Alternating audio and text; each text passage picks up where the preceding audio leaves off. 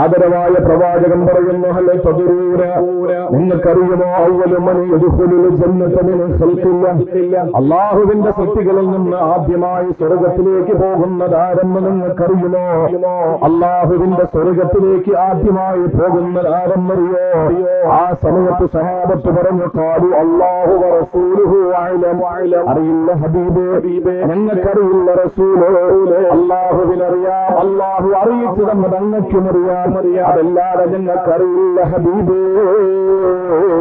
ആ സമയത്ത് റസൂലുള്ളാഹി തങ്ങളെ പറയുകയാണ്, വലിമൻ യദ്ഖുലുൽ ജന്നത മിൻ ഖൽഖില്ലാഹി അൽ ഫുഖറാഉൽ മുഹാജിറൂൻ, ആദ്യമായി സ്വർഗ്ഗത്തിലേക്ക് കടന്നു പോകുന്നതാരെന്നറിയോ? അല്ലാഹുവിന്റെ പരിശുദ്ധമായ സ്വർഗ്ഗത്തിലേക്ക് ആദ്യമായി കടന്നു പോകുന്നത് പണക്കാരല്ല, സമ്പന്നരല്ല, പിന്നെ ആരാണ് കടന്നു പോകുന്നതെന്നറിയോ? അൽ ഫുഖറാഉൽ മുഹാജിറൂൻ, മുഹാജിറുകളായ ഫുഖറാക്കളാ.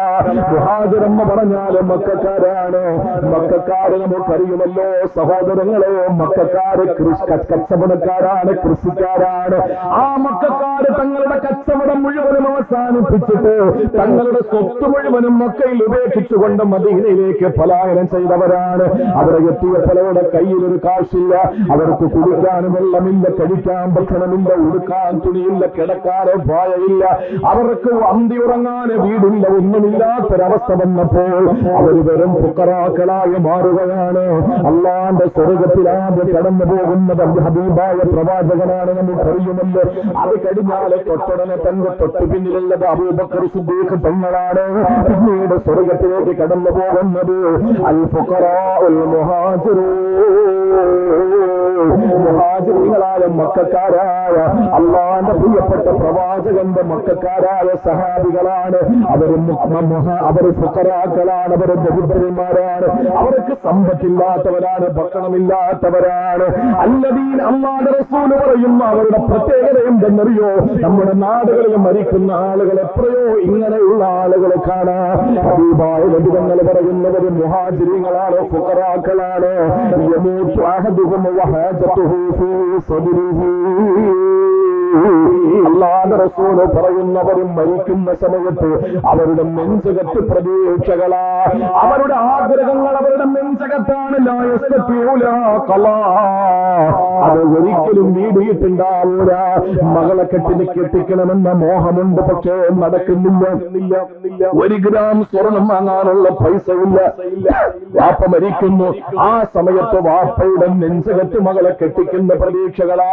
ഒരു വീട് വെക്കണമെന്ന മോഹമുണ്ടായിരുന്നു, പക്ഷെ പറ്റുന്നില്ല. കാരണം സമ്പത്തില്ലാത്തതിന്റെ പേരില് ആ പ്രിയപ്പെട്ട സഹോദരൻ വീട് വെക്കാതെ ഈ ലോകത്ത് നിന്ന് വിട പറഞ്ഞു. അദ്ദേഹത്തിന്റെ വീട് വെക്കൽ എന്ന് പറയുന്ന ആ ആഗ്രഹമുണ്ടല്ലോ, അവരുടെ ആഗ്രഹങ്ങൾ അവരുടെ നെഞ്ചകത്താണ്. അവര് മരിക്കുമ്പോ പ്രതീക്ഷകളും ആഗ്രഹങ്ങളും അവരുടെ സ്വപ്നങ്ങളെല്ലാം നെഞ്ചകത്ത് സൂക്ഷിച്ചുകൊണ്ട് അവര് പച്ചമണ്ണിലേക്ക് എടുത്തങ്ങ് കിടത്തുമ്പോ അവര് മരിച്ചു പോകുമ്പോൾ ഒന്നും അവർക്ക് പൂർത്തീകരിക്കാൻ കഴിഞ്ഞിട്ടുണ്ടാവൂല. പക്ഷെ അവർ എന്തിന് സങ്കടപ്പെടണം? അവർക്ക് ദാരിദ്ര്യമാണ് ഇങ്ങനെ കൊണ്ടെത്തിച്ചതെങ്കിലോ. അബൂദർദാ തങ്ങളെ പറയാൻ എനിക്ക് ഏറ്റവും ഇഷ്ടപ്പെട്ട ദാരിദ്ര്യമാണ്. കാരണം വിനയമുണ്ടാകാൻ ഇതിനപ്പുറം വേറെ ഒരു കാര്യമില്ല. അതുകൊണ്ട് തന്നെ സഹാബാക്കളെ കൊതിച്ചുപോയി പടച്ചവരെ എന്നെ ഒരു മിസ്കീനായി നബി തങ്ങളുടെ ദുആ തന്നെയാണ്, അല്ലാഹുമ്മ അഹ്യിനി മിസ്കീനാ, എനിക്ക് ജീവിക്കണമെങ്കിൽ മിസ്കീനായി ജീവിപ്പിക്കണേ അല്ലാഹ്. വഅമിത്നി മിസ്കീനാ, എനിക്ക് പിന്നീട് കുറെ സമ്പത്ത് വരണമെന്ന് ആഗ്രഹമില്ല, മരിക്കുമ്പോ എന്നെ മിസ്കീനായി മരിപ്പിക്കണേ അല്ലാഹ്. വഹ്സുർനി ഫീ സുംറത്തിൽ മസാകീൻ, മരിച്ച നാളെ പരലോകത്തെത്തുമ്പോ എന്നെ നീ മിസ്കീന്മാരുടെ കൂട്ടത്തിൽ ഒരുമിച്ച് കൂട്ടണേ അല്ലാഹ്. മിസ്കീന്മാരുടെ കൂട്ടത്തിലാണ് ഹബീബുള്ളത്, അഷ്റഫുൽ ഖൽഖുള്ളത് മിസ്കീന്മാരുടെ കൂട്ടത്തിലാണ്. അല്ലാഹുവിന്റെ പ്രിയപ്പെട്ട പ്രവാചകൻ സ്വർഗ്ഗത്തിലുള്ളത് മിസ്കീന്മാരുടെ കൂട്ടത്തിലാണ്. കാരണം റസൂലുള്ള മരിച്ചത് മിസ്കീനായിട്ടാണ്, നബിതങ്ങൾ ജീവിച്ചത് മിസ്കീനായിട്ടാണ്.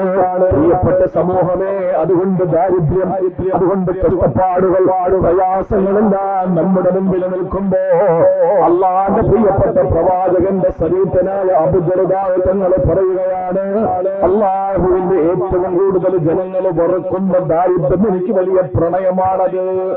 കല്യാണങ്ങൾ പരിശോധിച്ചു നോക്ക്. ഞാൻ എവിടെയോ പ്രസംഗിച്ചൊരു പ്രസംഗം ഇപ്പോഴും വന്നിട്ട് ഇങ്ങനെ കുറെ ആളുകൾ ആവശ്യമില്ലാത്ത കമന്റുകൾ പറയുന്നുണ്ട്. നമുക്ക് പിന്നെ അതിനൊന്നും വലിയ കാര്യമില്ലാത്തത് കൊണ്ട് മറുപടി അർഹിക്കുന്നില്ല, നമുക്കതിനൊരു വിഷയവും ഇല്ല. പ്രിയപ്പെട്ട സഹോദരങ്ങളെ, ഏറ്റവും മോശപ്പെട്ട ഭക്ഷണം ഏതെന്നറിയോ? ഏറ്റവും മോശപ്പെട്ട ഭക്ഷണം ഏതാണ്? അള്ളാഹുവിന്റെ റസൂൽ സല്ലല്ലാഹു അലൈഹി വസല്ലം തങ്ങൾ പറഞ്ഞു, അബൂ ഹുറൈറ തങ്ങൾ റിപ്പോർട്ട് ചെയ്ത ഹദീസിൽ കാണാം, ഏറ്റവും മോശമായ ഭക്ഷണം അതേതാ? ഏറ്റവും മോശമായ ഭക്ഷണം ഏതാണ്? അൽ വലീമ, കല്യാണത്തിന്റെ ഭക്ഷണമാണ്. കല്യാണത്തിന്റെ ഭക്ഷണമാണ്. നീ ഇത്രയും എടുത്ത് പിടിച്ചിട്ട് ആരും കേൾപ്പിക്കൊന്നും വേണ്ട. കല്യാണത്തിന്റെ ഭക്ഷണമാണ് ഏറ്റവും മോശമായ ഭക്ഷണം എന്ന് പറയുമ്പോ ഏത് കല്യാണം എന്നുകൂടി മനസ്സിലാക്കണം.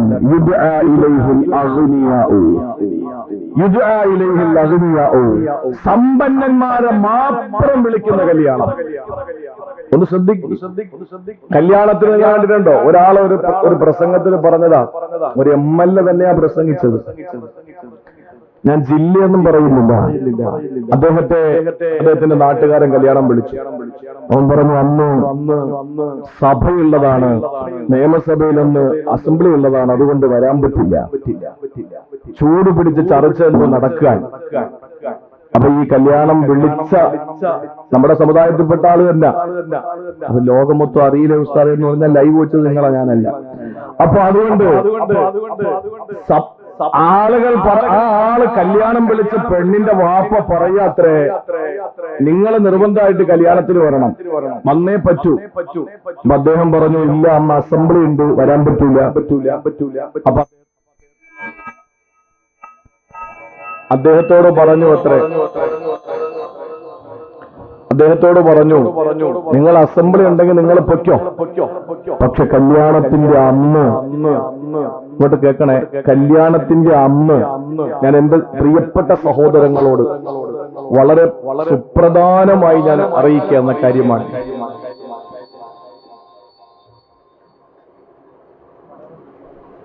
നിങ്ങൾ കല്യാണത്തിന് വരാൻ അസൗകര്യമുണ്ടെങ്കിൽ അതിന് വേറെ പരാതിയൊന്നുമില്ല. പക്ഷേ കല്യാണത്തിന്റെ അന്ന് രാവിലെ മുതൽ വൈകുന്നേരം വരെ നിങ്ങളെ MLA എന്ന ബോർഡ് വെച്ച വണ്ടി ഒന്ന് കല്യാണ വീട്ടിന്റെ മുമ്പിൽ തേക്കണം. എന്തോ ഒരു മോഹമാണ്.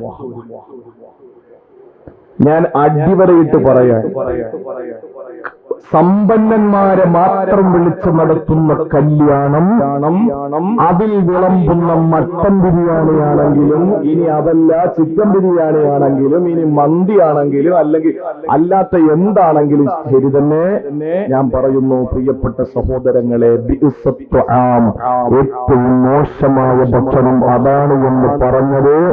കല്യാണം വിളിക്കപ്പെടാതെ കല്യാണത്തിന് പോയി സദ്യ കഴിക്കാനും ഭക്ഷണം കഴിക്കാനും കഴിയാത്തതിന്റെ പേരിൽ വീട്ടിലിരിക്കുന്ന ഏതെങ്കിലും ഒരു പാവപ്പെട്ടവന്റെ രോദന വാചകമല്ല ഇത്. ലോകത്തിന്റെ നേതാവ് നബി മുഹമ്മദ് മുസ്തഫ സല്ലല്ലാഹു അലൈഹി വസല്ലം തങ്ങളുടെ പ്രഖ്യാപനമാണ്. അള്ളാന്റെ ഹബീബ് പറഞ്ഞു, ഏറ്റവും മോശമായ ഭക്ഷണം എന്ന് പറയുന്നത് യുദ്ആ ഇലൈഹിൽ അഗ്നിയാഉ, പണക്കാരെ മാത്രം വിളിച്ചിട്ടുള്ള കല്യാണം. ഒരൊറ്റ ഇമാമിയങ്ങൾ പോകരുത്, അങ്ങനെയുള്ള കല്യാണങ്ങളിൽ. ഞാനിത് പറയുന്നത് കൊണ്ട് ഉസ്താദന്മാർക്ക് ദേഷ്യം ഉണ്ടാവില്ല, കാരണം അവർക്ക് അറിയുന്നതാണ്. അവർക്ക് പറയാൻ ഇതുപോലുള്ള വേദികൾ ഇല്ല. അവർക്ക് ആകെ പ്രസംഗിക്കാൻ പോകുന്നവർക്ക് ഇതൊക്കെ പൊതുസമൂഹത്തിന്റെ മുമ്പിൽ പറയാൻ പറ്റുള്ളൂ. ഇമാമിയങ്ങൾക്ക് മഹല്ലിൽ മാത്രമേ പറയാൻ പറ്റുള്ളൂ. നമുക്ക് എല്ലാ മഹല്ലിലും പറയാം. അതാണത് പ്രത്യേകത. ഒരൊറ്റ ഇമാമിങ്ങളും പോകരുത്. പണക്കാരെ മാത്രം വിളിക്കുന്ന കല്യാണങ്ങൾ ചെന്നിട്ട് അൽ ഫാത്തിഹ വിളിച്ചു എന്നതിന്റെ പേരിൽ ആ കല്യാണത്തിന് ബറക്കത്തുണ്ടാവൂല എന്ന് പഠിപ്പിച്ച അഷ്റഫുൽ ഖൽഖാൻ. പണക്കാരെ മാത്രം കല്യാണം വിളിക്കുക, വയുത്രക്കുൽ മസാക്കീൻ, എന്നിട്ട് പാവങ്ങളെ ഉപേക്ഷിക്കുക. ഈ വിവാഹ ഭക്ഷണം ഏറ്റവും മോശമായ ഭക്ഷണമാണെന്ന് തിരുനബി സല്ലല്ലാഹു അലൈഹി വസല്ലം പഠിപ്പിക്കുക. നമ്മളൊക്കെ നാടുകളിൽ നിങ്ങൾ കല്യാണത്തിന്റെ അമ്മക്ക് എനിക്ക് പലപ്പോഴും അനുഭവപ്പെട്ടിട്ടുണ്ട്. ചില പാവങ്ങളുണ്ട്, അവർക്ക് കല്യാണത്തിന് വിളിക്കൂല. അവര് കല്യാണപ്പുരയില് തൂത്തുവാരാൻ, അവര് പാത്രം കഴുകാൻ, അവര് കഴിച്ചു വെച്ചിരിക്കുന്ന പ്ലേറ്റ് കൊണ്ട് പോകാൻ, ഇതൊക്കെ വിധിക്കപ്പെട്ട കുറെ സമൂഹമുണ്ട്. എന്നാൽ അവർക്കല്ലേ കൊടുക്കേണ്ടത്? വിശക്കുന്നവന് ഭക്ഷണം കൊടുക്കണം. വയറ് നിറഞ്ഞവന് പിന്നെന്തിനാ ഭക്ഷണം കൊടുക്കുന്നത്? ചില കല്യാണങ്ങളുണ്ട്, കല്യാണങ്ങൾ നടത്തിയിട്ട് കല്യാണത്തില് പള്ളിയിലെ ഉസ്താദിനെ പറഞ്ഞാലല്ലേ പറ്റുള്ളൂ. സൗഭയത്തുക അങ്കായത്തുക ആക്കി തരണമെങ്കിൽ ഉസ്താദ് വേണമല്ലോ. അപ്പൊ ഉസ്താദിനെ കല്യാണം വിളിക്കും. ഉസ്താദിനോടൊപ്പം പഠിക്കുന്ന 10-25 മുത്തഅല്ലിമീങ്ങൾ ദർസിലുണ്ടാവും, അവരെ വിളിക്കൂല. അവസാനം ഇയാളുടെ സ്വഭാവത്തിന്റെ മേന്മ കൊണ്ട് കല്യാണത്തിന് വിളിച്ച എല്ലാവരും എത്തിയിട്ടില്ല. അപ്പൊ അങ്ങനെ വരുമ്പോ 2 എമ്പ് ബിരിയാണി ബാക്കി വന്ന് എന്താ ചെയ്യാ? അതുവരെ ഇല്ലാത്ത സ്നേഹം പിന്നെ അങ്ങോട്ട് അണപൊട്ടി ഒഴുകാൻ തുടങ്ങും. കിറ്റുകളായ കിറ്റുകളിലൊക്കെ കെട്ടിയിട്ട് ഓരോരുത്തർ ഇത് മൂത്തമ്മ കൂടിയത്, വലിയമ്മ കൂടിയത്, വാപ്പമ്മ കൂടിയത്, ഉമ്മമ്മ കൂട് എന്നും പറഞ്ഞിട്ട് ഇങ്ങനെ കെട്ടിക്കെടുത്തു വിടുക. എന്നിട്ട് ബാക്കി ഒരു ചെമ്പ് എങ്ങനെ നോക്കിയിട്ടും ബാക്കി വരുമോ അപ്പോഴാണ് അയാൾക്ക് ബോധം ഉദിച്ചത്. അയാൾ പറയും, മുത്തഅല്ലിമീങ്ങളുണ്ടല്ലോ നമ്മുടെ നാട്ടില്, പാവങ്ങളല്ലേ, കുഞ്ഞുമക്കളല്ലേ, അവര് ഇൽമു പഠിക്കാൻ വന്നവരല്ലേ, അവർക്ക് കൊണ്ട് കൊടുക്കാം. അപ്പൊ അവർക്കാവുമ്പോ ഒരു ചെമ്പ് ബിരിയാണി ആകുമ്പോ ഒരാഴ്ച നിൽക്കുമല്ലോ. ഒരാഴ്ച പിന്നെ ആകെ 10-12 കുട്ടികളല്ലേ ഉള്ളൂ, ചെറിയ വയറല്ലേ. അപ്പൊ ഇങ്ങനെ കൊടുക്കുന്ന കല്യാണം ഒരൊറ്റ ഉസ്താദുമാരത് വാങ്ങരുത്. പോണാതിന്റെ ചോറ് കൊണ്ടെന്ന് പറയണം. അതിനുള്ള തമ്പേർ നമ്മൾ കാണിക്കണം. വിളിക്കാത്ത കല്യാണത്തിന്റെ ബാക്കി വരുന്ന ചോറ് തിന്നേണ്ടവരല്ല മുത്തഅല്ലിമീങ്ങളെ വിളിച്ചിട്ട് ഭക്ഷണം കൊടുക്കണം. ഇത് പറയുമ്പോ ചില ചൊറിയന്മാർക്ക് ചൊറിഞ്ഞോണ്ട് അവർക്ക് JCBയുടെ പല്ല് വെച്ച് മാന്തി കൊടുത്താലും കടി മാറൂല. അതിങ്ങനെ കമന്റ് എഴുതിക്കൊണ്ടിരിക്കും. ഇതിന് വേണ്ടിയിട്ട് ചാർജ് ചെയ്യുന്നതാണ് അവരൊക്കെ. നമുക്കതിൽ പരിഭയമില്ല, പരാതിയില്ല, ഒന്നുമില്ല. പറയുന്നവർ പറയും, നായ്ക്കള് കുരയ്ക്കും, സ്വാർത്ഥവാഹകർ മുന്നോട്ട് പോകും. അതാണ് അതിന്റെ വഴി. അല്ലാതെ എല്ലാ നായ്ക്കളെയും കല്ലെടുത്തെറിഞ്ഞുകൊണ്ട് നിന്നാൽ നമുക്ക് ഉദ്ദേശിക്കുന്ന സ്ഥലത്ത് എത്താൻ പറ്റൂല. അതുകൊണ്ട് നമ്മൾ റൂട്ട് പോകും. പറയുന്നവര് പറയും. സഹോദരങ്ങളെ, പാവപ്പെട്ടവരെ കല്യാണത്തിന് വിളിക്കാതെ, ഞാനൊരു മസാല പറയാം, തെറ്റാണെങ്കിൽ ഇരിക്കുന്ന മുദരിസന്മാരായ ഉസ്താദുമാരൊക്കെ ഉണ്ടല്ലോ. നമ്മൾ ഒരാളെ, എന്നെ ഇപ്പൊ നിങ്ങളൊരു വീട്ടിലേക്ക് വിളിച്ചു, ഭക്ഷണം കഴിക്കാൻ വേണ്ടി വിളിച്ചു, ഒരു ഫംഗ്ഷന് വേണ്ടി വിളിച്ചു. ഞാൻ അവിടെ വരൽ നിർബന്ധമാണ്. ഹക്കുൽ മുസ്ലിമി അലൽ മുസ്ലിമി സെത്തുൻ എന്ന് പറഞ്ഞ 6 കടമകളിൽ ഒന്നാണ് വിളിച്ചാൽ ഉത്തരം കൊടുക്കണം. എനിക്ക് സുന്നത്ത് നോമ്പാണ്, തിങ്കളോ വേഴോ അല്ല, അല്ലെങ്കിൽ ഏതെങ്കിലും സുന്നത്ത് നോമ്പാണെന്ന് കൂട്ടിക്കോ. ആ നോമ്പം പിടിച്ചൂടെ ഞാൻ അയാളെ വീട്ടിൽ പോയി. അയാളെ വീട്ടിൽ ചെന്നിരിക്കുമ്പോ ഭക്ഷണത്തിന് സമയമായി. അയാൾ എല്ലാവർക്കും ഭക്ഷണം വിളമ്പി. ഞാൻ പറഞ്ഞു എനിക്ക് നോമ്പാ. ആ സമയത്ത് അദ്ദേഹം പറഞ്ഞു, എന്റെ ഇഷ്ടം നിങ്ങൾ നോമ്പ് മുറിച്ചിട്ട് ഭക്ഷണം കഴിക്കലാണ്. എങ്കിൽ ഇസ്ലാമിന്റെ നിയമം എന്താ? നോമ്പ് മുറിക്കണം, ഭക്ഷണം കഴിക്കണം, 2 കൂലി. 1 അയാളുടെ വിളിക്കുത്തരം കൊടുത്തതിന്റെ കൂലി, 2 നോമ്പ് പിടിച്ചതിന്റെ കൂലി. റമളാന്റെ നോമ്പിന്റെ കാര്യമല്ല, സുന്നത്ത് നോമ്പിന്റെ കാര്യമായി പറയുന്നത്.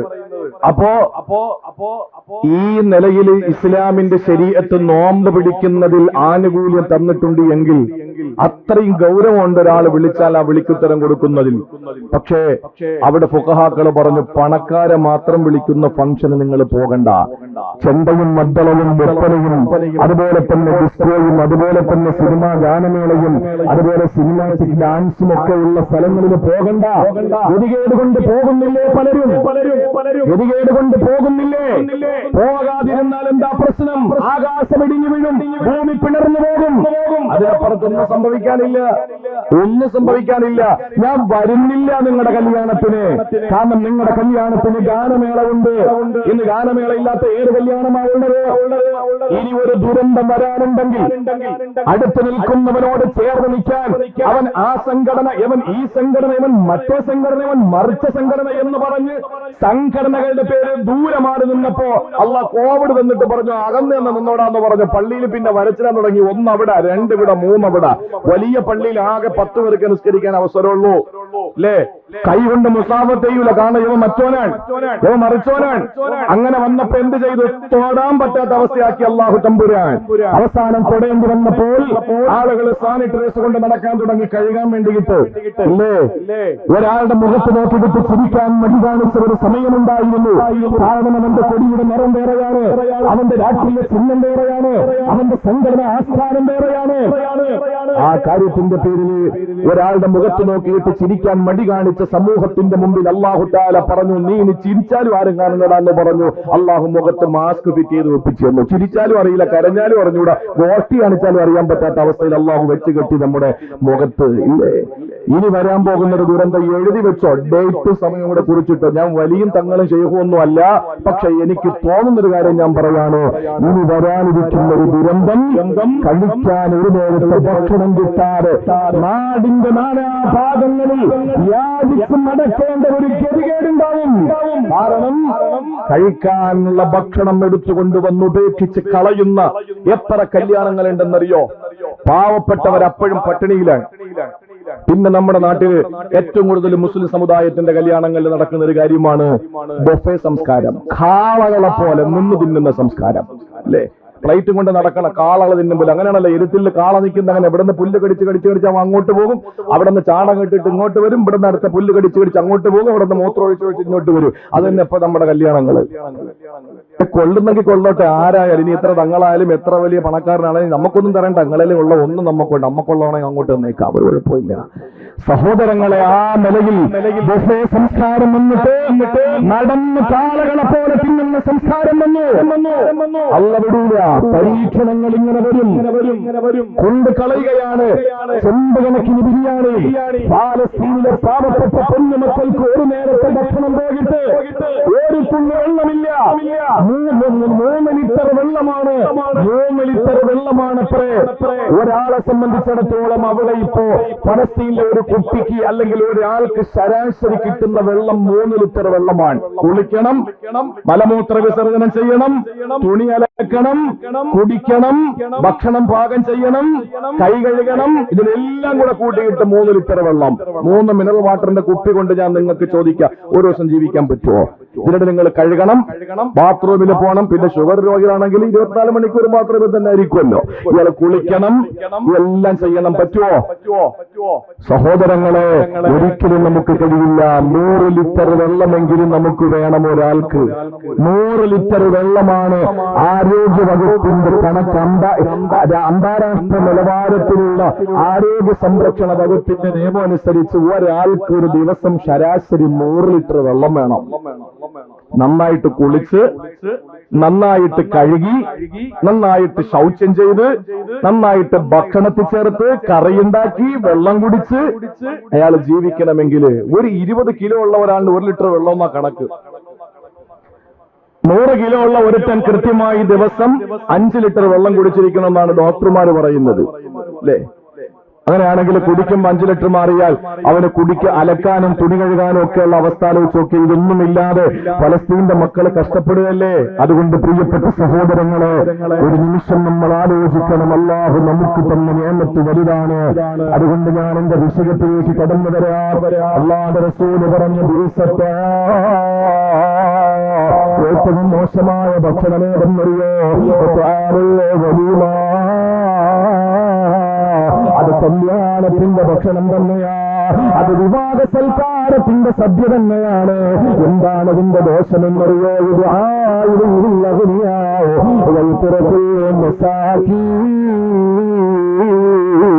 മിസ്കീന്മാരെ ഒഴിവാക്കിക്കൊണ്ട് പണക്കാരെ മാത്രം വിളിക്കുന്ന കല്യാണമാണ്. സഹോദരങ്ങളെ, ഇവിടെ നമ്മുടെ വിഷയം ഏതെന്നറിയോ? പാവപ്പെട്ടവനാണ് കല്യാണം കഴിക്കാൻ. ഏതെല്ലാം വീട്ടിൽ ചെന്നാലും അവന് പണമില്ലാത്തതിന്റെ പേരിൽ പെണ്ണ് കെട്ടുന്നില്ല. അവനെ കെട്ടാൻ പറ്റുന്ന പെണ്ണവന് കൊടുക്കുന്നില്ല. കാരണം അവന്റെ കയ്യിൽ പണമില്ലത്രേ. സഹോദരങ്ങളെ, എഴുന്നേറ്റ് നിന്നാൽ ആളുകൾ പറയും, ഒരു അഭിപ്രായം പറയുമ്പോ ഇരിക്കടാ എന്ന് പറയും. കമ്മിറ്റിയിൽ അവനും ചെന്ന് ജനറൽ ബോഡിയാണ് ചെന്ന് കയറി. ആ സമയത്ത് കമ്മിറ്റി എടുക്കുകയാണ്, ഒരു പാനൽ അവതരിപ്പിക്കുകയാണ്, അല്ലെങ്കിൽ ഒരാളുടെ പേര് എഴുതി ചേർക്കണമെന്ന് പറയുമ്പോൾ ആ മഹല്ലിലെ ഏറ്റവും ദരിദ്രനായ ചെറ്റക്കൂടെ കിടക്കുന്ന ഒരു കമ്മിറ്റിക്കാരനെ നിങ്ങൾ കാണിച്ചതാ.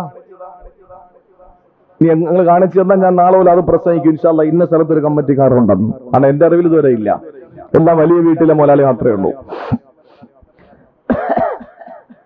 അപ്പൊ ചോദിക്കും, ഒരാൾ ചോദിച്ചത് അങ്ങനെ. ഞാൻ ഒരു സ്ഥലത്ത് ഈ കാര്യം പറഞ്ഞപ്പോഴോട് പറഞ്ഞു, ഉസ്താദ് ഖുർആൻ പറഞ്ഞ എന്താ? ഇന്നമാ യഅ്മുറു മസാജിദുല്ലാഹി മൻ ആമന ബില്ലാഹി വൽ യൗമിൽ ആഖിരി വ ഇഖാമിസ് സ്വലാത്തി വ ഈതാഇസ് സക്കാ. കാര്യം ഉണ്ടാവണം, അള്ളാഹുൽ വിശ്വാസം ഉണ്ടാവണം, സക്കാത്ത് കൊടുക്കുന്നവനാകണം കമ്മിറ്റിയിൽ വരേണ്ടത്. പരിപാലന കമ്മിറ്റി വരേണ്ടത് സക്കാത്ത് കൊടുക്കുന്നവനാകണം. സക്കാത്ത് കൊടുക്കണമെങ്കിൽ പൈസ വേണ്ടേന്നാണ്. എന്റെ പൊന്നു സഹോദര, അങ്ങനെയല്ല അതിന്റെ അർത്ഥം. സക്കാത്ത് കൊടുക്കുന്നവൻ മാത്രമേ കമ്മിറ്റിയിൽ ഇരിക്കാവൂ എന്നല്ല അതിന്റെ അർത്ഥം. മറിച്ച് സക്കാത്ത് കൊടുക്കാൻ മനസ്സുള്ളവനാകണമെന്ന് പറഞ്ഞാൽ അതിന്റെ അർത്ഥം ഇവന് പണത്തോട് താല്പര്യം ഉണ്ടാവൂലെന്നാണ്. മുക്കൂല, കക്കൂല, അതതിന്റെ അർത്ഥം. സക്കാത്ത് കൃത്യമായി കൊടുത്തു വിടുന്നവൻ പള്ളിയുടെ പൈസ എടുത്ത് പോക്കറ്റിൽ വെക്കൂല. അങ്ങോട്ട് ഇറങ്ങുമ്പോൾ പറയും ഒരാൾ 5000 കൊണ്ട് കൊടുക്കും. കൊടുത്തിട്ട് പറയുന്നത് എന്താ, എന്റെ വാപ്പാടെ മഹഫറത്തിന് വേണ്ടി ദ്വാരക്കണം, പള്ളിയിലത്തേക്ക് സംഭാവനയാ. ഇൻഷാ അല്ലാഹ് വെള്ളിയാഴ്ച വരുമ്പോ റെസിപ്റ്റ് വാങ്ങിച്ച് പോക്കറ്റ് വെക്കുക. പോണ വഴിയിൽ എണ്ണ അടിക്കാൻ 2000 അതിൽ നിന്ന് എടുത്ത് 1000 രൂപ പോണ വഴിയിൽ ബിരിയാണി കഴിച്ച്, പിന്നെ ഉണ്ട് ബാക്കി 3000 രൂപ. ആ 3000 രൂപ ഭാര്യയ്ക്ക് തുണിയെടുക്കാൻ കൊടുത്തു. എന്നിട്ട് തിരിച്ച് വെള്ളിയാഴ്ച പള്ളി വരുമ്പോ അള്ളാഹുവിന്റെ തൗഫീഖ് കൊണ്ട് ഇതങ്ങ് മറന്ന് മറ്റോൻ പറയും, ആ റെസിപ്റ്റ് എന്തിനാ, ഞാനും അള്ളാഹു മാത്രം അറിഞ്ഞാൽ പോരെ. ആ 5000 രൂപ വെള്ളത്തിലായി. ഇത് എല്ലാ സ്ഥലത്തും നടക്കുന്ന കാര്യമല്ല, അങ്ങനെ നടക്കുന്നില്ല എന്ന് പറയാനും കഴിയില്ല. അതുകൊണ്ട് പ്രിയപ്പെട്ടവരെ, ഈ സക്കാത്ത് കൊടുക്കുന്നവനാകണമെന്ന് പറഞ്ഞാൽ പണത്തിനോട് ആർത്തിയുള്ളവനാവൂലെന്നതിന്റെ അർത്ഥം. സമ്പത്തുള്ളവനാണെങ്കിൽ സക്കാത്ത് കൊടുക്കുന്നവൻ തന്നെ ആവുകയും വേണം. അതുകൊണ്ട് പ്രിയപ്പെട്ടവരെ, ദാരിദ്ര്യം അബുദ്ധരുതായ തങ്ങൾ ഇഷ്ടപ്പെട്ടത് ഒരൊറ്റ കാരണത്തിന്റെ പേരിലാ. അതുവഴിയാണ് വിനയം ഉണ്ടാവുക. ഒരു മനുഷ്യന് വിനയം ഉണ്ടാകണം. അത് ദാരിദ്ര്യം ഉണ്ടെങ്കിലേ നടക്കുള്ളൂ, പണം ഉണ്ടെങ്കിൽ പറ്റൂല. പണം എത്ര പണക്കാരെത്ര വിനയം കാണിച്ചാലും ഇടയ്ക്കിടയ്ക്കൊക്കെ അവരുടെ അഹങ്കാരം പുറത്തേക്ക് തള്ളും. എന്ത് ചെയ്യാനാ, പുറത്തേക്ക് വരും. അത് സ്വാഭാവികമാണ്, സഹജമാണ്. അതുകൊണ്ട് ദാരിദ്ര്യം ഞാൻ ഇഷ്ടപ്പെടുന്നത് ഒന്നിന്റെ പേരിലാണ്, എനിക്ക് വിനയം ഉണ്ടാകണം. പോട്ടെ, നമ്മുടെ വിഷയം അവിടെയല്ല. രണ്ടാമതവരെ പറയുകയാണ്, അബൂദർദാഹ് തങ്ങളെ പറയുകയാണ്, ഞാൻ ഇഷ്ടപ്പെടുന്ന ജനങ്ങൾ വെറുക്കുന്ന രണ്ടാമത്തെ കാര്യം രോഗമാണ്. എന്താ രോഗം ഞാൻ ഇഷ്ടപ്പെടാൻ കാരണമെന്നറിയോ? അതെന്റെ ജീവിതത്തിന്റെ എല്ലാ പാപങ്ങളുടെയും കഫാറത്താ. എന്റെ ജീവിതത്തിന്റെ പാപങ്ങളെ പൊറുക്കാനുള്ള മരുന്ന്. സൂറത്ത് ശൂറായിൽ അല്ലാഹു പറഞ്ഞതെന്തെന്നറിയോ? വമാ അസാബകും മിൻ മുസീബത്തിൻ ഫബിമാ കസബത് ഐദീകും വയഫൂ അൻ കസീർ. അല്ലാഹു പറയുകയാണ്, വമാ അസാബകും മിൻ മുസീബ. അല്ലാഹുവിന്റെ ഖുർആൻ സൂറത്ത് ശൂറ 30-ാമത്തെ ആയത്തിലൂടെ അല്ലാഹു ലോകത്ത് പഠിപ്പിക്കുകയാ, വമാ അസാബകും മിൻ മുസീബ. നിങ്ങൾക്ക് വരുന്ന ഏത് വിപത്തുകളുണ്ടോ, ഫബിമാ കസബത് ഐദീകും, അത് നിങ്ങളുടെ കയ്യിൽ ഇരിപ്പ് കൊണ്ട് തന്നെയാ. വയഫൂ അൻ കസീർ. അല്ലാഹു അധികവും മാപ്പാക്കുന്നതാണ്. എങ്ങനെയാണ് മാപ്പാക്കുന്നതെന്നറിയോ?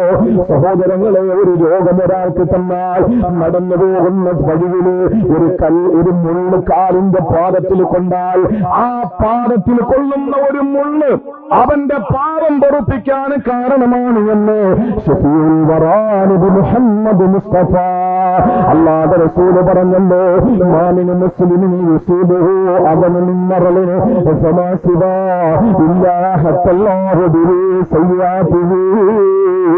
അല്ലാഹുവിന്റെ റസൂൽ പറയാണ്, ഒരു മനുഷ്യന്, ആ മനുഷ്യന്, ഒരു മുസ്ലിമായ മനുഷ്യൻ എന്തെങ്കിലും ഒരു വിപത്ത് വന്നാൽ, ഒരു രോഗം വന്നു, ഒരു സങ്കടം വന്നു, ഒരു ടെൻഷൻ വന്നു, ഒരു ദാരിദ്ര്യം വന്നു, എന്ത് ഒരു മുസൽമാന് വന്നാലും അല്ലാഹുവിന്റെ റസൂൽ പറയുന്നു,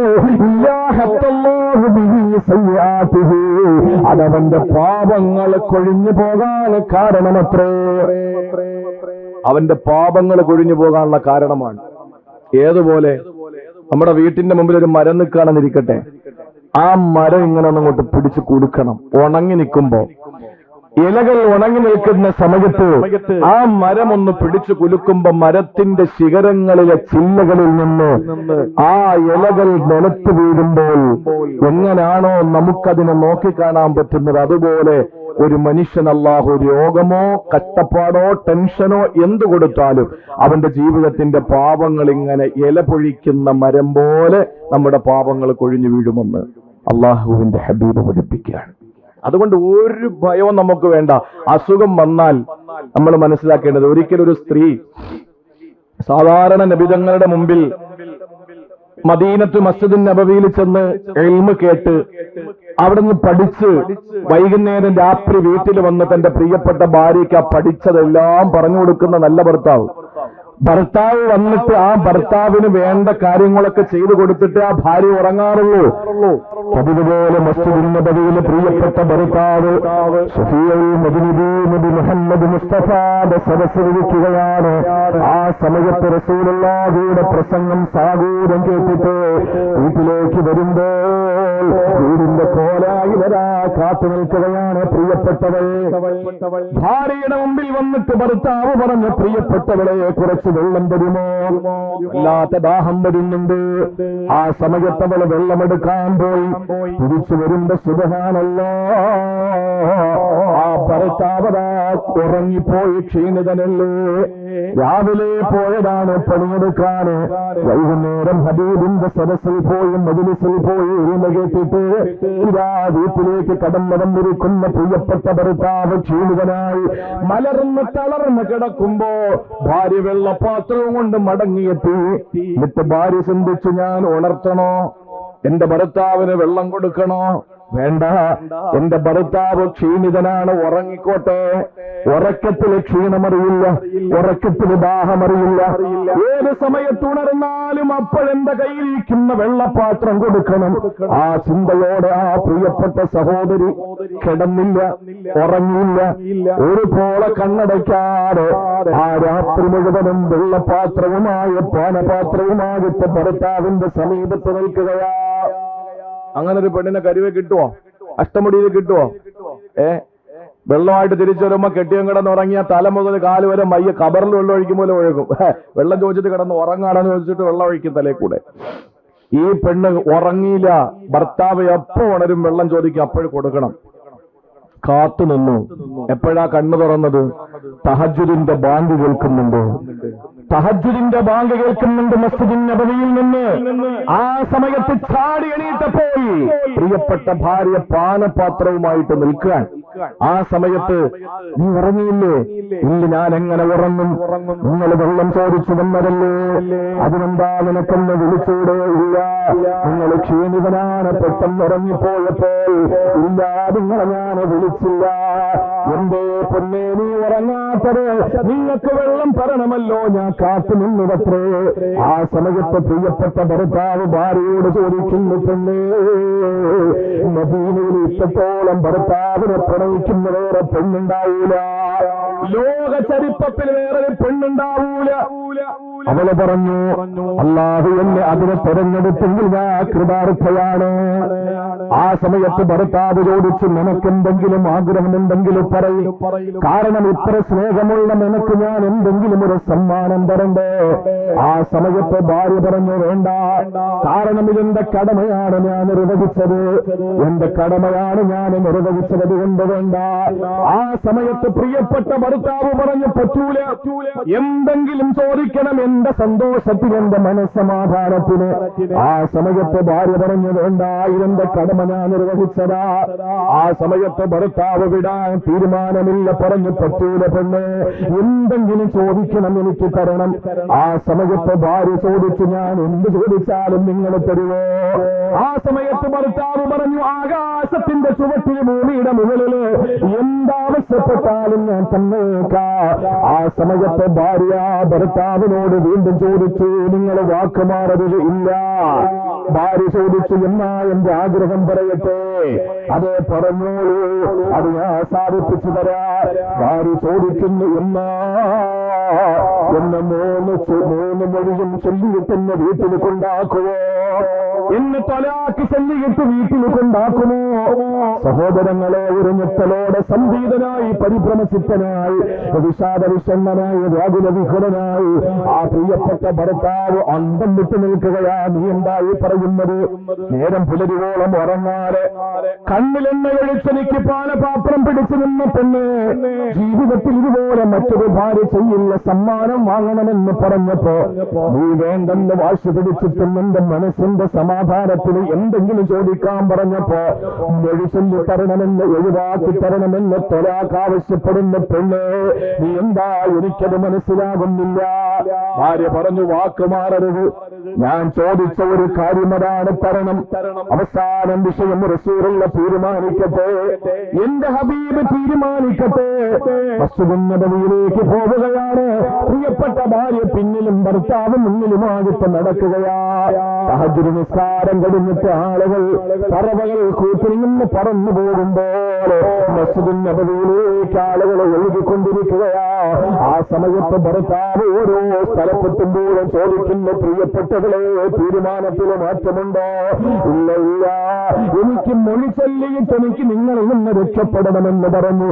അവസാനം മസ്ജിദുൻ നബവിയെത്താറായി. ആ പ്രിയപ്പെട്ട സഹോദരൻ കല്ലിൽ തട്ടികിട്ടുന്ന മറിഞ്ഞു വീഴുകയാ. ഭാര്യ ഓടി ചെന്ന് താങ്ങിയെടുത്ത് മടിത്തട്ടിൽ കിടത്തിയിട്ട് തഴുകിത്തലോട് വിട്ട് പറഞ്ഞു, പ്രിയപ്പെട്ടവനെ, നമുക്ക് വീട്ടിൽ പോകാം, നമുക്ക് വീട്ടിൽ പോകാം, എനിക്ക് മൊഴി വേണ്ട, എനിക്ക് തലാക്ക് വേണ്ട, നമുക്ക് വീട്ടിൽ പോകാം. ഭർത്താവിനെയും കൊണ്ട് വീട്ടിലേക്ക് ഭാര്യ വന്നു. ശുശ്രൂഷിച്ച് ഭർത്താവ് ഭാര്യയോട് ചോദിച്ചു, പെണ്ണേക്കൊന്നും മനസ്സിലാകുന്നില്ല, വീഴുന്നത് വരെയും നീ തൊലാക്ക് ആവശ്യപ്പെട്ടു, അവസാനമെന്ന് വീണപ്പോ നിനക്ക് തൊലാക്ക് വേണ്ടെന്ന് പറഞ്ഞത് എന്തുകൊണ്ടാ? അപ്പോഴാണ് ഭാര്യ പറഞ്ഞത്, എന്റെ പ്രിയപ്പെട്ട ഭർത്താവ് മാസങ്ങൾക്ക് മുമ്പ് റസൂലുള്ളാഹിന്റെ മജ്‌ലിസിൽ നിന്ന് നിങ്ങൾ വരുമ്പോ അല്ലാഹുവിന്റെ റസൂൽ പഠിപ്പിച്ച ഒരു ഹദീസ് നിങ്ങൾ എന്നെ പഠിപ്പിച്ചല്ലോ. ഒരു വിശ്വാസിക്ക് വരുന്ന വിപത്തുകൾ അവന്റെ പാപം പൊറുക്കാൻ കാരണമാണെന്ന്. അല്ലാഹു അവനോടുള്ള ഇഷ്ടം കാരണമാണ് പരീക്ഷണങ്ങൾ കൊടുക്കുന്നതെന്ന് പറഞ്ഞല്ലോ. ഞാൻ നിങ്ങളുടെ ഭാര്യയായി വർഷമെത്ര ജീവിച്ചു, ഇന്ന് വരെ ഒരു പനി പോലും നിങ്ങൾക്ക് വന്നിട്ടില്ല, ഒരു തലവേദന പോലും നിങ്ങൾക്ക് വന്നതായി എനിക്കറിയില്ല, ഒരു ജലദോഷം പോലും നിങ്ങൾക്ക് വന്നിട്ടില്ല. എനിക്ക് മനസ്സിലായി നിങ്ങളോട് അല്ലാഹുവിന് സ്നേഹമില്ലെന്ന്. അല്ല സ്നേഹിക്കാത്ത നിങ്ങളോട് പിന്നെ ഞാൻ എങ്ങനെ ജീവിക്കുക? അവസരം കിട്ടിയപ്പോ ഞാൻ മൊഴി ചോദിച്ചതാണ്, പിന്നെ എന്താ തീരുമാനത്തിൽ നിന്ന് നീ മാറിയത്? ആ സമയത്ത് ഭാര്യ പറഞ്ഞു, പ്രിയപ്പെട്ടവരെ, നിങ്ങൾ കല്ലിൽ തട്ടി മറിഞ്ഞു വീണല്ലോ.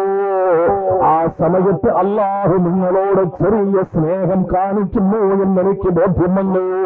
കാരണം നബിതങ്ങൾ പറഞ്ഞല്ലോ, ഒരു വിശ്വാസിയുടെ പാപത്തിൽ കൊള്ളുന്ന ഒരു മുള്ളു പോലും അവന്റെ പാപങ്ങളെ പൊറുക്കാൻ കാരണമാണ് എന്ന്. നിങ്ങൾ മറിഞ്ഞു വീണപ്പോ വേദനിച്ചിട്ടില്ലേ? നിങ്ങൾ മറിഞ്ഞു വീണപ്പോ സങ്കടപ്പെട്ടില്ലേ? ആ സമയത്ത് അല്ലാഹുവിന് നിങ്ങളോട് ചെറിയ രീതിയിൽ സ്നേഹമുണ്ട്. എന്നാ പിന്നെ ഞാനങ്ങ് പൊരുത്തപ്പെട്ടു, നിങ്ങളോടൊപ്പം തന്നെ ജീവിക്കാം, കാരണം നിങ്ങളോട് അല്ലാഹുവിന് ചെറിയ സ്നേഹമുണ്ടല്ലോ. പ്രിയപ്പെട്ട സഹോദരങ്ങളെ, ചിന്തിക്കണം. ആ ഭർത്താവ് അത്ഭുതപ്പെടുകയാ. നമ്മുടെ ജീവിതത്തിൽ എന്തെങ്കിലും ഒരു രോഗം തരുമ്പോ നമ്മൾ കരുതുന്ന എന്താ? അല്ലാഹ് ഈ നാട്ടിൽ എന്നോടാണ് ഏറ്റവും കൂടുതൽ ദേഷ്യം. എനിക്ക് മാത്രം അസുഖം, എന്റെ ഭാര്യയ്ക്ക് മാത്രം അസുഖം, എന്റെ മക്കൾക്ക് മാത്രം അസുഖം, വേറെ ആർക്കും ഇവിടെ അസുഖമില്ല. അല്ലെ നമ്മൾ നോക്കുന്നത്? പള്ളി കയറുന്ന ആളുകൾക്ക് മാത്രം, നിസ്കാരമുള്ള ആളുകൾക്ക് മാത്രം പരീക്ഷണം, രോഗം, അസുഖം, കഷ്ടപ്പാട്, ദാരിദ്ര്യം, വേദന, യാതന, നൊമ്പരം, ഇതൊക്കെ നിസ്കാരമുള്ളവനും പള്ളി കയറുന്നവനും മാത്രമേ ഉള്ളൂ. അല്ലാഹു പള്ളി കയറാത്തവർക്ക് ഒരു അസുഖം കൊടുക്കുന്നില്ല. കുതിര ഓടും പോലെ ഓടുക, ഒരു പ്രശ്നവും ഇല്ല. അപ്പൊ നമ്മൾ കരുതുന്ന എന്താ? ഇതൊക്കെ ചെയ്താലാണ് അല്ലാഹു താല പരീക്ഷണം തരിക. ശരിയ, അല്ല ഇഷ്ടപ്പെട്ടു തുടങ്ങിയ പരീക്ഷണങ്ങൾ തന്നോടാൻ തുടങ്ങും. അള്ളാഹ്ക്ക് ഇഷ്ടം വന്നാൽ അല്ല ചെയ്യുന്ന എന്താ? പരീക്ഷണങ്ങൾ അങ്ങോട്ട് തന്നോണ്ട് തുടങ്ങും. അതുകൊണ്ടാണല്ലോ അബൂ ഹുറൈറ റളിയല്ലാഹു അൻഹു പറയാൻ, ഒരിക്കൽ ഞങ്ങൾ നബിയോടൊപ്പം ഒരു രോഗിയെ കാണാൻ വേണ്ടി പോയി. അബൂ ഹുറൈറ തങ്ങൾ പറയാൻ, നബിയോടൊപ്പമാണ് ഞങ്ങൾ ഒരു രോഗിയെ കാണാൻ പോയത്. ആ സമയത്ത് രോഗിയുടെ അടുക്കലേക്ക് റസൂലുള്ളാഹി തങ്ങൾ ചെന്ന് നിന്നു. എന്നിട്ട് ഹബീബായ നബി തങ്ങൾ പറഞ്ഞു, അബ്ശിർ, സന്തോഷിക്കിനി. എന്താ കാര്യമെന്ന് ചോദിച്ചപ്പോൾ അല്ലാഹുവിന്റെ റസൂൽ രോഗിയോട് പറയുന്നു, അല്ല പറഞ്ഞു പത്രേ, ഹിയ നാരി, ഇതെന്റെ ഒരു പരീക്ഷണമാണ്. ഈ അസുഖം വരുന്നത് എന്റെ ഒരു പരീക്ഷണമാണ്. ദുനിയാവിൽ ഞാൻ അവന് കൊടുക്കുന്ന എന്റെ ഒരു തരം പരീക്ഷണം, നരകത്തിന്റെ ഒരു ചെറിയ ടെസ്റ്റ്. എന്തിനാണ്? ആഖിറത്തിൽ അവന് നരകത്തിന്റെ പുക പോലും ഞാൻ അടുപ്പിക്കൂല, ഇവിടെ വെച്ച് ഞാൻ അങ്ങ് തീർക്കാൻ. അതുകൊണ്ടാണ് ഏറ്റവും കൂടുതൽ പരീക്ഷണം ആർക്കാ? ഏറ്റവും കൂടുതൽ പരീക്ഷണം പ്രവാചകന്മാർക്കാ. ഒരാളുടെ ഈമാൻ അനുസരിച്ച് അള്ളാഹു പരീക്ഷണങ്ങൾ കൂട്ടിക്കൂട്ടി കൊടുക്കും. ഈമാൻ ഇല്ലെങ്കിൽ അള്ളാഹു താല പരീക്ഷണങ്ങൾ കുറച്ചേ കൊടുക്കുള്ളൂ. ഈ ഒരു ബോധം ഉണ്ടാവണം. അപ്പൊ നമ്മുടെ ജീവിതത്തിന്റെ കഴിഞ്ഞുപോയ പാപങ്ങൾ പൊറുക്കാനുള്ള ഒരു മരുന്ന് അല്ലാഹുവിന്റെ റസൂല് പഠിപ്പിച്ചത് അത് നമ്മുടെ രോഗമാണ്. അതുകൊണ്ടാണ് അബദ്ധരദാസങ്ങളെ പറയുകയാണ്, ജനങ്ങൾ വെറുക്കുന്നുണ്ട് രോഗം, പക്ഷേ എനിക്കതിനോട് വല്ലാത്ത ഇഷ്ടമാ, എനിക്കതിനോട് വല്ലാത്ത പ്രണയമാ. എന്തുകൊണ്ടെന്നറിയോ? ആ രോഗം കാരണമായി എന്റെ ജീവിതത്തിന്റെ ഗതകാല പാപങ്ങൾ പൊറുക്കുകയാണല്ലോ. അല്ലാതെ റസൂല് പറഞ്ഞു, മരുതൽ അബദു, ഒരാൾ രോഗിയായി കഴിഞ്ഞാൽ നിങ്ങൾ നോക്ക്, അള്ളാഹു തമ്പുരാൻ തന്ന രോഗത്തിന്റെ മാഹാത്മ്യം മനസ്സിലാക്കുന്നത് ഇതങ്ങോട്ട് കേട്ടാൽ മതി. 5 നേരം കൃത്യമായി പള്ളി പോകുന്ന ഒരാള്, കൃത്യമായി നോമ്പ് പിടിക്കുന്ന ഒരാള് രോഗിയായി. എത്ര ആളുകൾ നമ്മുടെ നാട്ടിലുണ്ടാവും? ഏത് സദസ്സിൽ പോയാലും, ഏത് വാളിന്റെ സദസ്സിൽ പോയാലും ആ നാട്ടിൽ ഒരാളുണ്ടാവും. പണ്ടൊക്കെ പള്ളി പോകുന്ന ആളായിരുന്നു സാറേ, ഇപ്പൊ അയാൾ രോഗിയാണ്, ഒരു കിടപ്പാൻ. ആളുകൾ ധാരാളം ഉണ്ട് നമ്മുടെ നാടുകളിൽ. സ്ഥിരമായി പള്ളിയിൽ ജമാഅത്തിന് പോയ ഒരാള് രോഗിയായി കഴിഞ്ഞാൽ അല്ലാഹുവിന്റെ റസൂല് പറയുകയാണ്, കുതിബ ലഹു മിസ്ലു മാ കാന യഅമലു സഹീഹാ. അവൻ ആരോഗ്യമുള്ളപ്പോൾ അവൻ എങ്ങനായിരുന്നോ അത് അല്ലാഹു അവന്റെ രോഗസമയത്തും അല്ലാഹു രേഖപ്പെടുത്തുകയാണ്. ആരോഗ്യമുള്ള സമയത്ത് 5 നേരം പള്ളിയിൽ പോകുന്ന ആളാണെങ്കിൽ ഒരു വിഷമം വേണ്ട. ചില ആളുകൾക്ക് ഭയങ്കര കരച്ചില. ഞാൻ ജില്ല ഞാൻ ഓർക്കുന്നില്ല, എന്റെ ഓർമ്മ ശരിയാണെങ്കിൽ മലപ്പുറം ജില്ലയുടെ അതൊരു ഭാഗമാണെന്ന് തോന്നുന്നു. അത് ഇടുക്കി ജില്ലയുടെ ഭാഗമോ എവിടെയോ പോയപ്പോ അവിടെ ഒരു മഹലിന്റെ പ്രസിഡന്റ് ആയിരുന്ന ഒരാളാ. അദ്ദേഹത്തിന്റെ മകനാണ് നിലവിലെ പ്രസിഡന്റ്. അദ്ദേഹം വീട്ടിലാണ്. അപ്പൊ അദ്ദേഹത്തിന് ഡയാലിസിസ് ഉണ്ട്. ആ ഡയാലിസിസ് ചെയ്യുന്ന ഉപ്പായ ഒന്ന് കാണണമെന്ന് പറഞ്ഞു. അങ്ങനെ അദ്ദേഹത്തിന്റെ വീട്ടിലെ ഭക്ഷണം ഞാൻ പോയി കണ്ടത്. മുൻ പ്രസിഡന്റാ. അപ്പൊ അദ്ദേഹം ഇങ്ങനെ കരയാൻ. അദ്ദേഹത്തിന്റെ കരയാനുള്ള കാരണം എന്താണ്?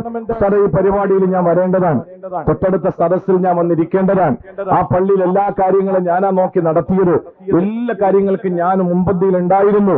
ഇപ്പൊ എനിക്ക് ഇവിടെ നിന്ന് അങ്ങോട്ട് പുറത്തേക്ക് ഇറങ്ങാൻ പറ്റാത്ത അവസ്ഥയിൽ എനിക്ക് രോഗം പിടിപെട്ടല്ലോ എന്നൊക്കെ ചിന്തിക്കുന്ന ആളുകളുണ്ട് നമ്മുടെ ഇടയിൽ. അദ്ദേഹത്തിന്റെ വിഷമം പറഞ്ഞതാ.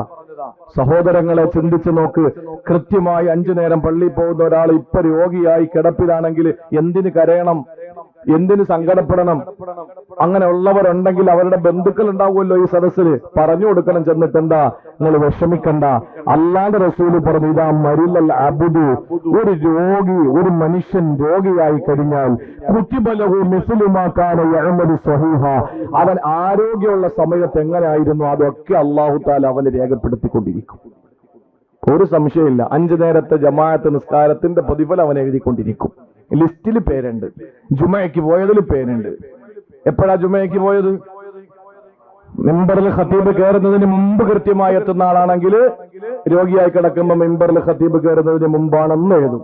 ഇനി അതല്ല, ഖത്തീബ് മിമ്പറിൽ നിന്നൊക്കെ ഇറങ്ങി 1-ാമത്തെ റക്അത്തിന്റെ ഫാത്തിഹയൊക്കെ തീർന്ന അവസാന ഘട്ടത്തിലാണ് ഈ കാക്ക പോകുന്നത്. ഇപ്പൊ പനി പിടിച്ചിട്ട് കിടപ്പാ, ഇനി അതൊക്കെ പള്ളിയിൽ പോകാൻ പറ്റുമെന്ന് തോന്നുന്നില്ല. എന്നാൽ വെള്ളിയാഴ്ച മാത്രമേ ആളെ പള്ളിയിലും പോവുള്ളൂ. അങ്ങനെ ഉണ്ടെങ്കിൽ അദ്ദേഹത്തിന് എല്ലാ വെള്ളിയാഴ്ചയും ഈ പറഞ്ഞ സമയത്ത് എത്തുന്നത് മാത്രം എഴുതി വെക്കും. അതുകൊണ്ട് എപ്പോഴാണോ ആരോഗ്യമുള്ള സമയത്ത് നമ്മൾ ചെയ്യുന്നത് അതായിരിക്കും നമ്മുടെ രോഗസമയത്ത് അള്ളാഹു എഴുതുന്നത്. ആരോഗ്യമില്ലാത്ത സമയത്ത്, ആരോഗ്യമുള്ള സമയത്ത്, രോഗമില്ലാത്ത സമയത്ത് പള്ളി കയറുകയായിരുന്നു. ഇപ്പൊ എല്ലാം പോയി നഷ്ടപ്പെട്ട് ഇപ്പൊ കിടപ്പാ.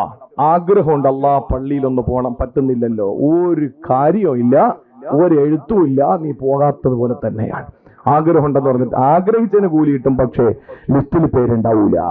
അതുകൊണ്ട് പ്രിയപ്പെട്ട സഹോദരങ്ങളെ, രോഗമെന്ന് പറയുന്നത് ഒരു മനുഷ്യനെ അല്ലാഹു പരീക്ഷിച്ചാൽ, ഒരു രോഗം കൊടുത്ത് അല്ലാഹു വേദനിപ്പിച്ചാൽ, സങ്കടപ്പെടുത്തിയാൽ, അവനെ സംബന്ധിച്ചിടത്തോളം ആരോഗ്യമുള്ള സമയത്ത് അവൻ എങ്ങനായിരുന്നോ അത് തന്നെ അല്ലാഹു അവനെ രോഗപ്പെടുത്തുമെന്ന് അല്ലാഹുവിന്റെ ഹബീബ് പഠിപ്പിക്കുമ്പോ, പ്രിയപ്പെട്ട സഹോദരങ്ങളെ, രോഗം വന്നു കഴിഞ്ഞാൽ അതിൽ സംതൃപ്തരാകാൻ നമുക്ക് മനസ്സ് വേണം. ഒരിക്കലും നമ്മൾ ദേഷ്യപ്പെടരുത്, ഒരിക്കലും പരാതിയും പരിഭവവും നമുക്ക് വേണ്ട.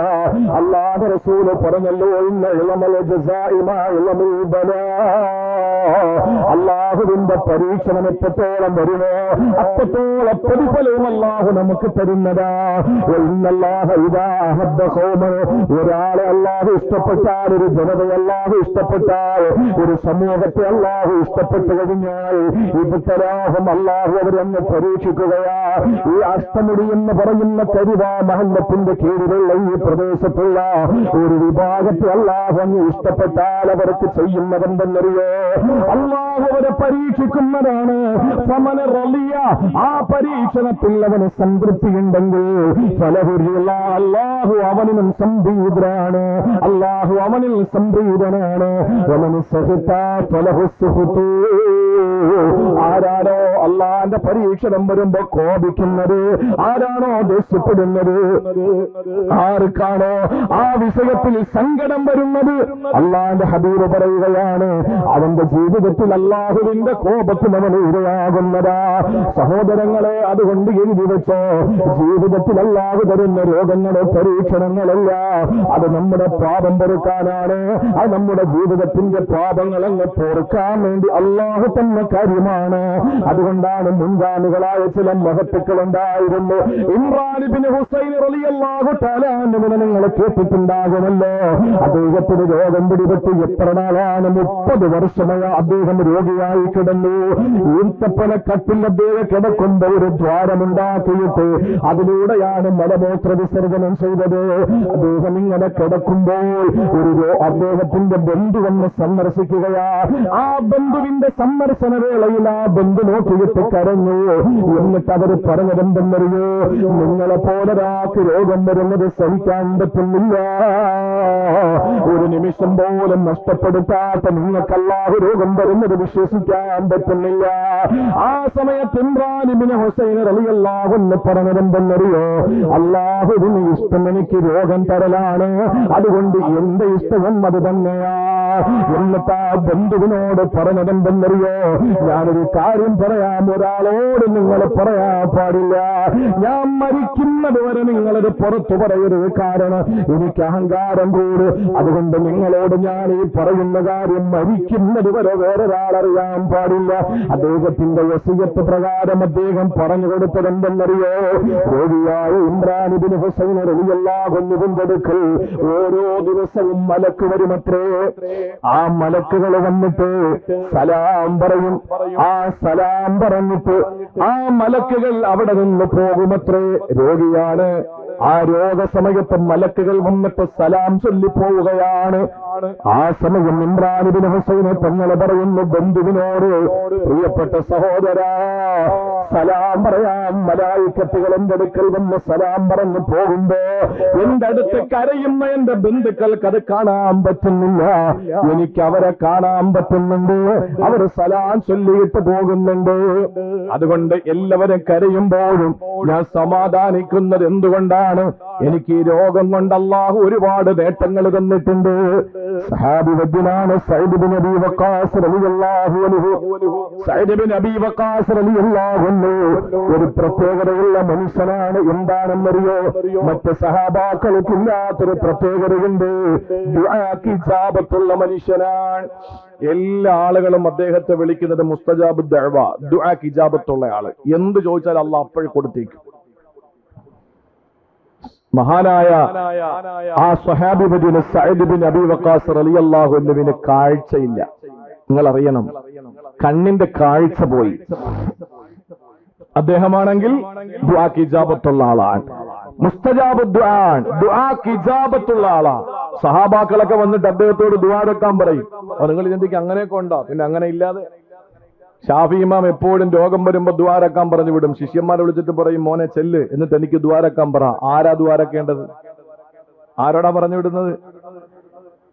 ഷാഫി ഇമാം ദുആ ചെയ്യാൻ വേണ്ടി ശിഷ്യനെ വിളിച്ചിട്ട് രോഗം മാറാൻ ദുആ ചെയ്യിപ്പിക്കുന്നത് ആരെ കൊണ്ടാണ്? നമ്മളത് കേൾക്കുമ്പോൾ ചിന്തിക്കും, ഓ അങ്ങനെയൊക്കെ ഉണ്ടായിരുന്നോ? സഹോദരിമാരാണെങ്കിലും മസിൽ പിടിക്കും. കാരണം എന്താണ്?